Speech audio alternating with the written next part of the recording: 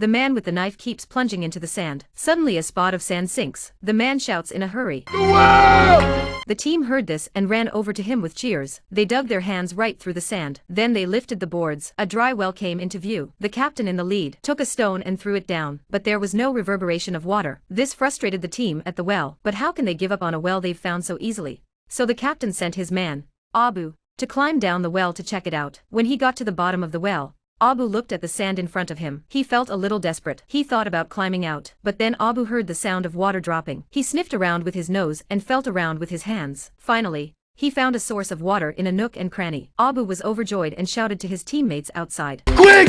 Send down a bucket! The teammates up there are thrilled to hear this. In his haste, he threw down a bottle cap. The captain ordered the men to get a jar and a rope. Faced with this hard-won water, Abu didn't dare to waste any of it. He even licked the water from his hands with his tongue. After an unknown number of seconds, the 2 jars were finally filled. Abu tied the cans with a rope. He asked his teammates above to pull them up carefully. The teammates smiled with excitement when they saw the water. At last they don't have to die of thirst here. But the water supply is limited, so the captain ordered that each man could only take 3 sips. With these words, he hands the water to the team member next to him, and when they drank the fresh water they hadn't had in a long time, they could not help but exclaim, Sweet. Like a woman.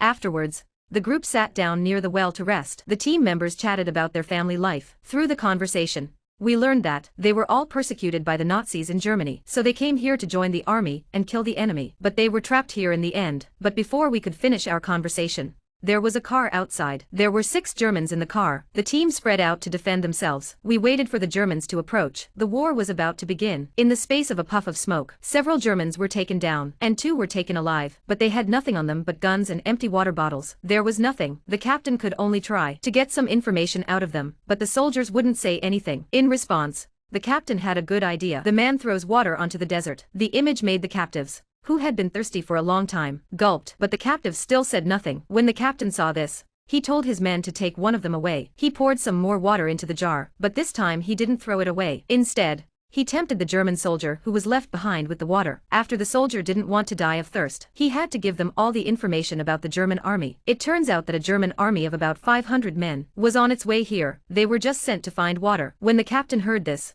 he realized that, if they didn't hold the group back, the movement of the group would be in danger. At that moment the captain suddenly thought of a plan. He let the 2 captives go. He told the captives that they had plenty of water. If they wanted water, they would give them food in exchange. But in fact the ancient well had just run dry. But this didn't discourage the men. On the contrary, the team's spirit was boosted. At this point each team member has a clear division of labor. Abu stood in front and prayed. The machine gun was not yet set up on the roof. The rest of the team took up positions to hide. The rest of the team waited for the Germans to enter the circle and then attacked. The Germans, who know there's water here, have also set off, with the intention of capturing the well in one fell swoop. The German soldiers soon appear. The men don't make any sudden moves. Instead, they wait for the first mine to be detonated before attacking. With only 9 men left, the group is now looking at hundreds of enemy soldiers. They were all very nervous, but the arrow had to go. As the first mine exploded, a fierce battle ensues. With the terrain at their disposal, the 9-man squad was firing at will. Then came the tanks. The Germans were blown to pieces. The Germans had to retreat quickly. The 9-man team eventually won, but one of their teammates lost his life. The men simply buried their teammate, and they began to discuss the next step. But that's when they found the enemy's chief with his men, tying white flags. The captain went up to talk to the German officer, but to his surprise,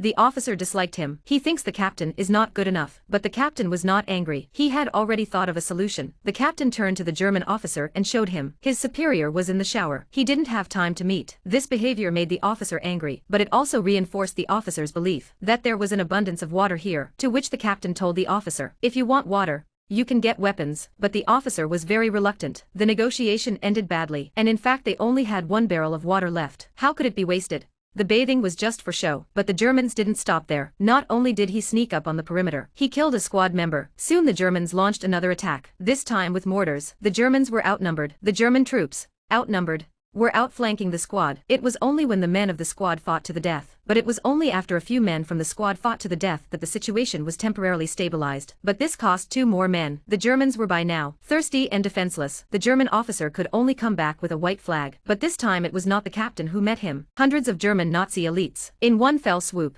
they surrendered to 2 ordinary soldiers. The 2 men, who were prepared to fight to the death, were baffled, because they had thought that the Nazis had come to take revenge. It turned out that during a break in the fighting, their officers had come back to the squad's territory. They wanted to negotiate again. The Nazi-hating team member saw this and, instead of informing the captain, he went up to talk to the German officer alone. But in the face of the officer's rudeness, White finally couldn't stand it any longer. He took out his dagger and killed him. He took out his hand and shot the soldier next to the officer. But as he retreated, he was shot by one of the German's men. He fell in the desert forever. But the captain was too upset. The German soldiers were still firing their shells. The 4 remaining men had to fight back. Another unfortunate event happened. The tank's gunner was accidentally wounded. The captain rushed to carry him into the building. They entrusted the captain to look after him. But no sooner had he left the building, a shell flew past. By the time the captain returned to his aid, both the gunner and the captain had been killed. The captain was desperate, but there was nothing he could do. He could only find his remaining teammates to discuss what to do next. Both men decided to fight to the death. The captain shouted at the incoming German Nazi soldiers. But then this happened. The captain instantly understood. They wanted to trade their guns for water. This made the captain laugh with joy. Hundreds of soldiers rushed towards the well. The well that had dried up was now gushing with water again. The captain and his men thought it was amazing. They thought that the water had been blown up by the shells. While the German soldiers drank the water, the captain took cover. The team took away the German soldiers' guns. At this point, the captain and his team were the last to win in the desert. But then a few cars arrive in the distance. The 2 men are confused, thinking they were German reinforcements. They were in a state of panic. It wasn't until the vehicles came up that they realized they were friendly British troops. The 2 men finally completed their mission. They were able to return home. After watching this film, you can't help but feel that war is so merciless. Peace is rare and precious. May the evil of aggression be severely punished. May our lives be forever happy and peaceful.